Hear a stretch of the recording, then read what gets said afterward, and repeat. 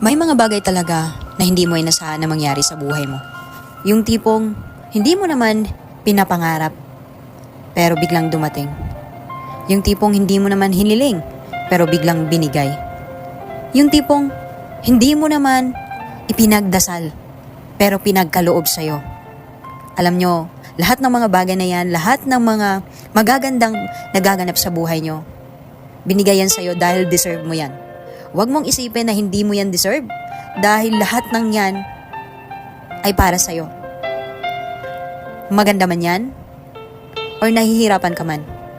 Pagsubok man yan o kasiyahan, deserve yan sa'yo. Kaya minsan, pag nakaranas tayo ng pagsubok, sasabihin natin, deserve ko ba to? Yes. Deserve mo yan dahil alam nyo kung bakit? Hindi dahil para saktan ka, kundi para ipaunawa sa'yo kung paano mo